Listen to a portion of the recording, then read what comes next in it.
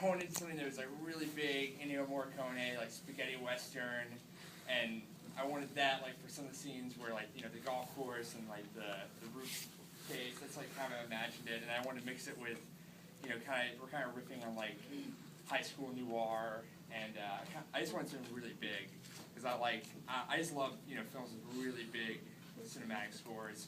And then for like the individual songs, I had like a wish list of a bunch of songs, and we had a great music supervisor who, we didn't get all the songs I wanted, but the songs that I didn't get, found ones that ended up even better. And then I know that like the Nicole Simone song when Calvin's like smoking whatever, and Elliot's like in bed, like that song. I wanted a different song, but our supervisor gave me that song, and I was like, oh my gosh, this is so much better. But then the Dr. Dog song I really liked that I always wanted was at the beginning when he's like getting on the plane, and then I always wanted the Mazzy Star song when Elliot and Eden were like in her house. So it's such a how to do music rights is probably one of the most complicated parts of making a film.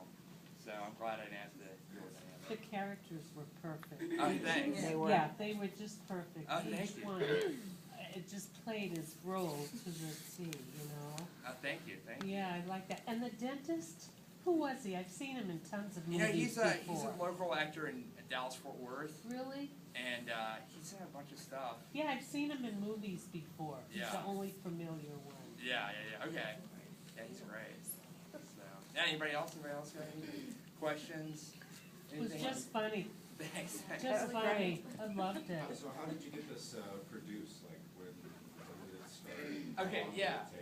I wrote it.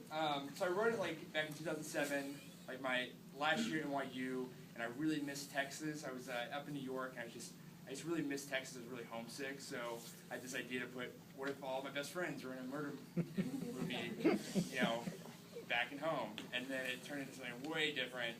And I decided, like back in 2009, after 2008, the comedy with the shit, and I was like, I don't, I want to, if I want to be poor right now, I want to do what I want. And so, yeah, we made a spec trailer of the film, and we were doing it with DSLRs right when they came out. So we got like a bunch of coverage because we were like doing stuff with DSLRs, and then I had producers come on, and we just raised funds in Texas. There's a lot of like private equity money in Texas. What was the budget for? What do you think the budget was? Always with that question. What do you think? I don't know. I don't know. Okay. Well, yeah. We don't really. We're not really saying the budget yet. I think just because, for many different reasons, we're still working on our foreign sales. Your narration voice. Yeah. I mean, did you find somebody that was able to replicate that voice from the commercials, or is it that? It's the narrator is Clark Peters. If anybody watched The Wire, Yeah. he's plays Lester Freeman. The guy who does the doll furniture. I'm a huge Wire fan. I really cast. Everybody at cast was like all from my favorite TV shows. Like, I love Battlestar Galactica. I was like wrote the role for Michael Hogan, and and then love Friday Night Lights. Minka Kelly's great in that. Love Veronica Mars, Jason Doran. Loved Heroes and Masioka. So I used to put it. He's Clark Peters from The Wire is the narrator. He's got a beautiful. Yeah, great voice. Yeah, beautiful it was voice. great. Yeah. Yeah. Yeah. Did you shoot in Dallas? Yeah, in Fort Fort Worth, Worth. it said. Yeah. So, shot in Fort Worth, and I think, we just called in every favor we could, and How long was your shooting period? it was about 5.5 weeks. That's great. Yeah, it was great. We had a lot of time to shoot. Did you shoot in the summer? We shot in May, so it wasn't too bad at the beginning, but I remember when we shot the scene on the tarmac of the plane, that was like, I think that was like the end of May or May the first week of June, and it was like, you felt like you were getting like, you were like an egg getting fried on that thing. It was just That's great. really intense.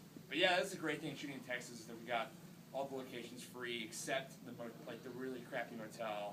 And then we had to pay like $50 for that. Was that the motel in the caravan? Yeah, The yeah. caravan And so what motel. year you guys slept? Oh no, we didn't sleep there. No, I mean, like we had to pay. I think they had like an hourly rate or something. Yeah. Yeah, the lines were perfect. Thanks. You know, sleeping on the dirty comforter. Yeah. Oh, I the mean, soil company. the soil. Oh my God, it was fun. Yeah. I had a lot. It was a lot of fun to make. It felt like summer camp making it. Just like you know, we had the actors from the LA actors, and we also had the two guys who played Calvin and Gary. They're part of a sketch comedy group called Britannic. Anybody heard of Britannic? Where are they from? Dallas? They're in New York.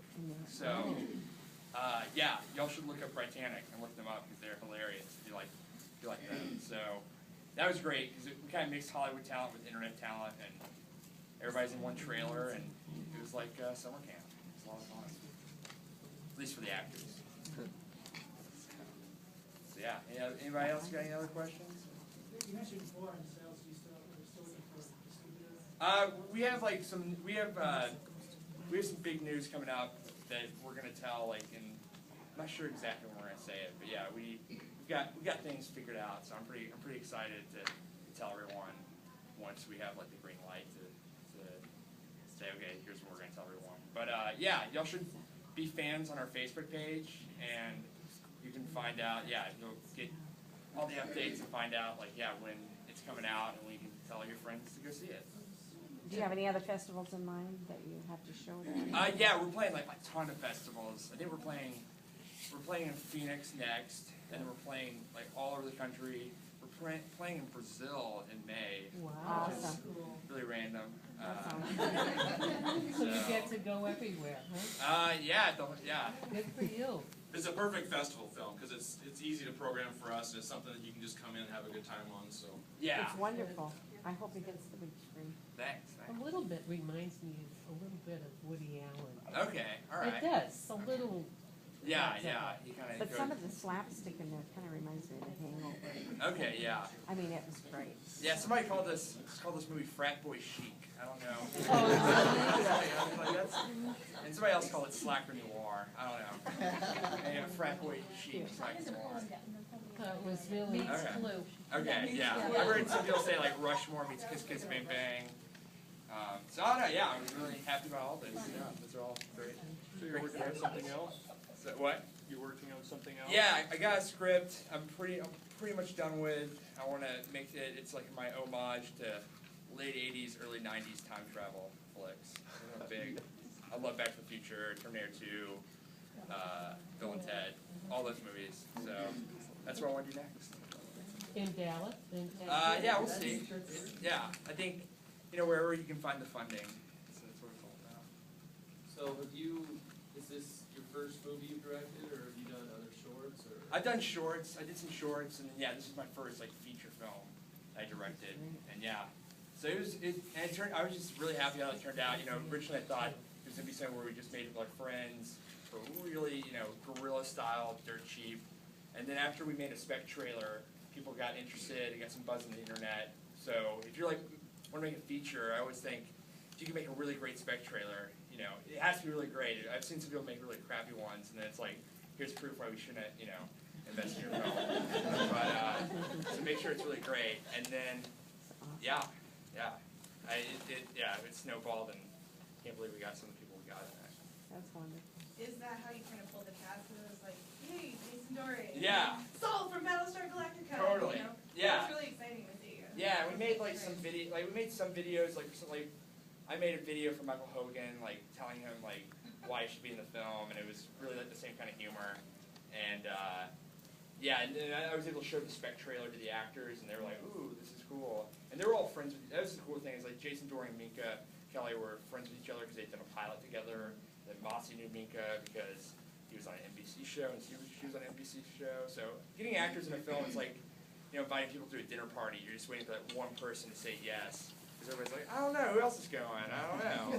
And then one person says yes, like, okay, they're going, oh yeah, I'll go. And everybody goes. And yeah, it's like spinning plates. Or juggling kittens.